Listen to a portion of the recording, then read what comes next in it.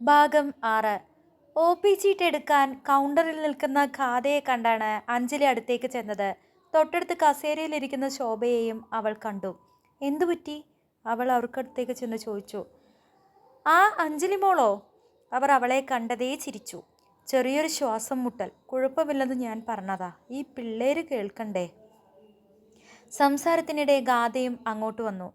ചേച്ചി, ഈ ഡോക്ടർ ശങ്കറിൻ്റെ മുറി എവിടെയാ? ശ്രീറാമിൻ്റെ പേര് കേട്ടതും അഞ്ജലിയുടെ മുഖമൊന്ന് തുടുത്തു.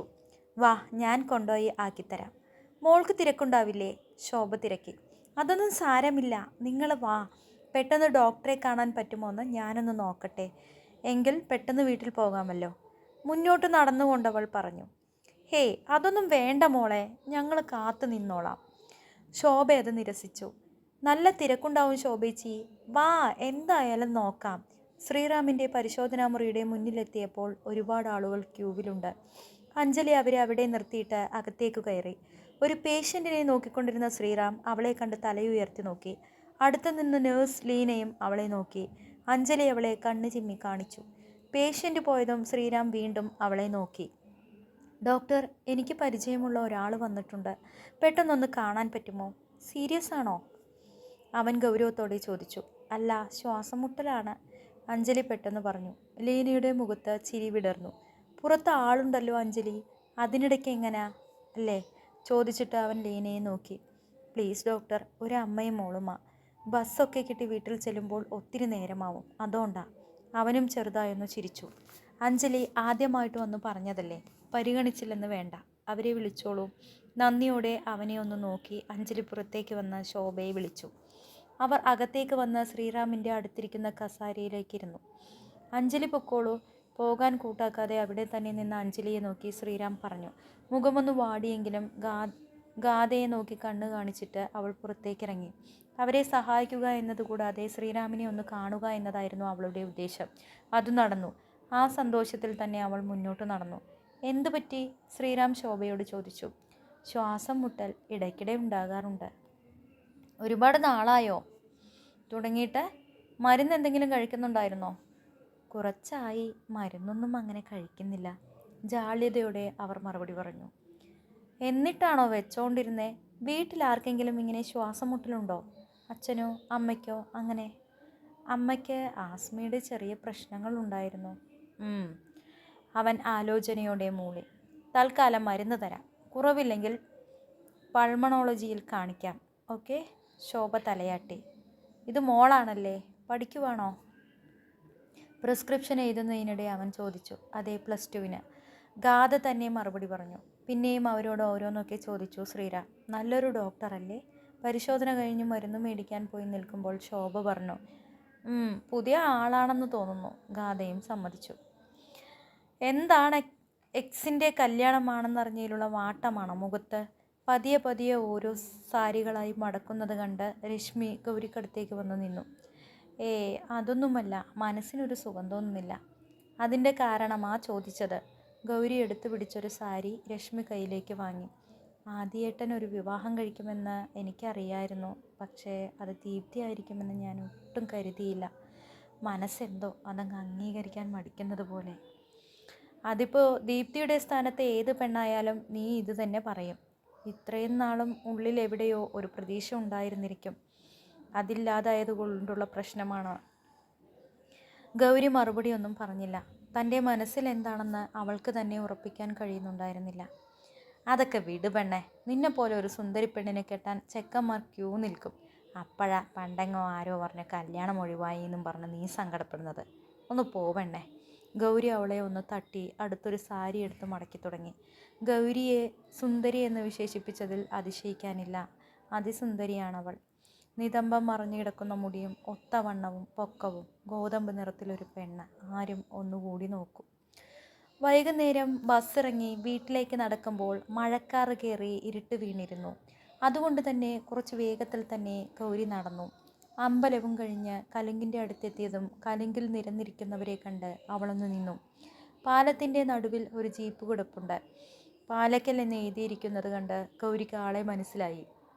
ഡെയ്സിയുടെ വീട്ടിലെ ആരോ ആണ്. ജീപ്പിൽ ഒരു കാലുയർത്തി ഒരാൾ നിൽപ്പുണ്ട്. 2-3 പേർ അടുത്തു തന്നെ നിൽക്കുന്നു. അവർക്കരികിൽ കൂടി കടന്നു പോകാൻ മടിച്ച് ഗൗരി മെല്ലെ അവിടെ നിന്നു. കൂടി നിൽക്കുന്നവർ ഉച്ചത്തിൽ സംസാരിക്കുകയും ചിരിക്കുകയും ഒക്കെ ചെയ്യുന്നുണ്ട്. ജീപ്പിൽ ചാരി നിൽക്കുന്നവൻ്റെ നോട്ടം ഗൗരിക്ക് നേരെ വന്നതും മുണ്ടൊന്നു മടക്കി കുത്തി അവൻ നേരെ നിന്നു. അവൻ്റെ നോട്ടം കണ്ട് ബാക്കിയുള്ളവരും അവളെ നോക്കി. ജീപ്പിൻ്റെ ഹെഡ്ലൈറ്റ് തെളിഞ്ഞതും ഗൗരി ഒന്ന് പകച്ചു. തന്നിൽ തന്നെ ദൃഷ്ടി പതിപ്പിച്ചിരിക്കുന്നവരെ കടന്നു പോകാനാവാതെ ഗൗരി അവിടെ തന്നെ നിന്നു. ഇതെന്താ ഇവിടെ തന്നെ നിൽക്കുന്നേ? അരികിലൊരു ശബ്ദം. ഗൗരി തിരിഞ്ഞു നോക്കി. ഗൗതമായിരുന്നു അത്. നേരിട്ട് പരിചയമൊന്നുമില്ലെങ്കിലും കണ്ടിട്ടുണ്ട് ഗൗതമിനെ. പെട്ടെന്നൊരു ആശ്വാസം അവൾക്ക് തോന്നി. ഞാൻ വാ. അവളെ നോക്കി കണ്ണ് കാണിച്ച് വിളിച്ചിട്ട് ഗൗതം മുന്നോട്ട് നടന്നു. പിന്നാലെ അരികു ചേർന്ന് ഗൗരിയും. ഗൗതമേട്ടാ, എവിടെ പോയിട്ട് വരുന്നു? കൂടി നിൽക്കുന്നവരിൽ ഒരുത്തൻ ചോദിക്കുന്നത് കേട്ടു. ചോദ്യം ഗൗതമിനോടാണെങ്കിലും നോട്ടം തനിക്ക് നേരെയാണ്. കവല വരെ പോയി രഞ്ജിത്തെ. സൗമ്യമായുള്ള ഗൗതമിൻ്റെ മറുപടിയും കേട്ടവൾ അവൻ മുന്നോട്ട് നടന്നതും ഗൗരിയും വേഗത്തിൽ നടന്നു. ഇനി പൊയ്ക്കോളുവേലേ? ഇത്തിരി മുന്നോട്ട് ചെന്നതും ഗൗതം ചോദിച്ചു. ഉവ്വ്. തലയാട്ടി പറഞ്ഞിട്ട് അവനെ ഒന്നുകൂടി നോക്കി അവൾ മുന്നോട്ട് പോയി. ഇടയ്ക്കൊന്ന് തിരിഞ്ഞു നോക്കിയപ്പോൾ കണ്ടു തിരിഞ്ഞു പോകാതെ അവിടെ തന്നെ നിൽക്കുന്നവനെ. ഏതാടാ രഞ്ജിത്തെ ആ പെണ്ണ്? ഇവിടെങ്ങും കണ്ടിട്ടില്ലല്ലോ. ജീപ്പിലേക്ക് കാല് വീണ്ടും കയറ്റി വെച്ചിട്ട് ഡാനി ചോദിച്ചു. അതാ പുതുപ്പറമ്പിലെ ജോൺസൺ ചേട്ടൻ്റെ വീടും സ്ഥലവും മേടിച്ചവരാ. കുറച്ചായല്ലോ അവിടെ താമസമാക്കിയിട്ട്. ഇച്ചായം കണ്ടിട്ടില്ലേ? രഞ്ജിത്ത് ഡാനിക്ക് വിശദീകരിച്ചു കൊടുത്തു. ഡാനി ഒന്നും മിണ്ടാതെ ഗൗരി പോയ വഴിയെ ഒന്ന് നോക്കി. ഞാൻ എന്നാ അങ്ങ് പോയേക്കുവാ. വെളുപ്പിന് തോട്ടത്തിൽ പോകാനുള്ളതാ. ജീപ്പിലേക്ക് കയറിയിരുന്ന ഡാനി അവരോട് പറഞ്ഞിട്ട് വണ്ടി മുന്നോട്ടെടുത്തു. ആദ്യേട്ടൻ അപ്പച്ചിയോട് എന്തോ സംസാരിച്ചുത്രേ. അമ്മ വരുന്നുണ്ടോ എന്ന് നോക്കി ഗാഥപതിയെ ഗൗരിയോട് പറഞ്ഞു. എന്ത്? ഗൗരി നെറ്റി ചുളിച്ചു. ഒന്നൂടെ ആലോചിച്ചു പോരെ വിവാഹം? എടുത്തുചാടി ചെയ്യണോ എന്നൊക്കെ. ഗൗരി ഒന്നും മിണ്ടിയില്ല. ഇതൊക്കെ ഇപ്പോഴാണോ ആലോചിക്കുന്നേ? നിശ്ചയം വരെ തീരുമാനിച്ചു. ഗാഥയ്ക്ക് ദേഷ്യമാണ്. ആദ്യേട്ടൻ കുറച്ച് തൻ്റെ ഇടമൊക്കെയുള്ള ആളാണെന്നാണ് ഞാൻ കരുതിയത്. ഒന്നുമല്ല. അപ്പച്ചി പറയുന്നതിൽ നിന്ന് ഒരടി മാറി ചിന്തിക്കില്ല ഏട്ടൻ. ഇനി അനിയൻ എങ്ങനെയാണാവോ? അവസാനം പറഞ്ഞത് കുറച്ച് പതുക്കെ ആയിരുന്നെങ്കിലും ഗൗരി അത് കേട്ടു. ആരവിൻ്റെ കാര്യമാണോ നീ പറഞ്ഞത്? ഗൗരി അവളെ ഒന്ന് ചുഴിഞ്ഞു നോക്കി. വേറെ ആരുടെ? അവൻ്റെ തന്നെ കാര്യമാ പറഞ്ഞേ. ഗൗരി സൈഡിലേക്ക് ഇരുന്നിട്ട് ഗാഥയെ പിടിച്ചടുത്തിരുത്തി. മുത്തേ, ചേച്ചി ഒരു കാര്യം പറയട്ടെ? ഗാഥ മെല്ലെ ഒന്ന് തലയിളക്കി. നിനക്ക് 18 വയസ്സാവുന്നതേ ഉള്ളൂ. പക്ഷെ എന്നേക്കാൾ ആൾക്കാരെ മനസ്സിലാക്കാനും അതനുസരിച്ച് നിൽക്കാനും നിനക്കറിയാം. എന്നാലും എന്തെങ്കിലും മനസ്സിൽ കയറിപ്പോയാൽ ചിലപ്പോൾ അത് പറിച്ചു മാറ്റാൻ ബുദ്ധിമുട്ടാവും. മോൾക്ക് ഞാൻ പറയുന്നത് മനസ്സിലാകുന്നുണ്ടല്ലോ? ചേച്ചി പറഞ്ഞോ. ആരവ് നല്ല കുട്ടിയാ. അന്നും ഇന്നും എനിക്ക് അവനോട് സ്നേഹം തന്നെയാണ്. പക്ഷേ ഓരോ സാഹചര്യം വരുമ്പോൾ മനുഷ്യൻ എങ്ങനെയൊക്കെ മാറുമെന്ന് നമുക്ക് പറയാൻ കഴിയില്ലല്ലോ. ഗൗരി അവളുടെ നെറുകയിലൊന്ന് തലോടി. ചേച്ചി പറഞ്ഞത് ശരിയാ. എനിക്ക് ആൾക്കാരെ കണ്ടു നിൽക്കാൻ അറിയാം. ഇനിയും അതങ്ങനെ തന്നെ ആയിരിക്കും. എന്നെ ഓർത്ത് എൻ്റെ സുന്ദരി കുട്ടി പേടിക്കണ്ട. ഗൗരിയുടെ താടിയിൽ പിടിച്ചൊന്ന് ഓമനിച്ചു വിട്ടു ഗാഥ. ഗൗരി അവളുടെ നെറുകയിൽ ഒന്ന് ഉമ്മ വച്ചു. പിന്നെ ആ വരുന്ന വഴിക്ക് കുറേ വായനോക്കുകളുണ്ട് കേട്ടോ. ചുമ്മാ കമൻ്റടിയും ചൂളം കുത്തും. ബെഡിൽ നിന്ന് എഴുന്നേറ്റ് തൻ്റെ ബുക്കുകൾ അടുക്കി വെച്ചുകൊണ്ട് ഗാഥ പറഞ്ഞു. എവിടെ?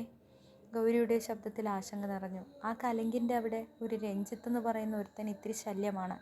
എന്നും കാണും അവിടെ. മിക്കവാറും ഞാൻ അവനിട്ടൊന്ന് കൊടുക്കും. ചുമ്മാ ആവശ്യമില്ലാത്ത പ്രശ്നത്തിനൊന്നും പോകരുത് മുത്തേ. എന്തെങ്കിലും ഉണ്ടെങ്കിൽ എന്നോട് പറഞ്ഞാൽ മതി. തങ്ങൾ മൂന്നും ഒറ്റക്കെട്ടാണെന്നൊരു ചിന്ത ഗൗരിയുടെ ഉള്ളിലുണ്ട്. അച്ഛൻ്റെ തണലിൽ നിന്ന് മാറി ഒറ്റയ്ക്ക് ജീവിക്കുമ്പോൾ അതിൻ്റേതായ ബുദ്ധിമുട്ടുകളും ഉണ്ടാവും. നേരിടാതെ പറ്റില്ലല്ലോ. പിറ്റേന്ന് രാവിലെ കോളിംഗ് ബെല്ലിൻ്റെ ശബ്ദം കേട്ടാണ് ഗൗരി ചെന്ന് വാതിൽ തുറന്നത്. മുൻപിൽ നിൽക്കുന്ന ആളെ കണ്ട് അവൾക്ക് മനസ്സിലായില്ല. ആരാ?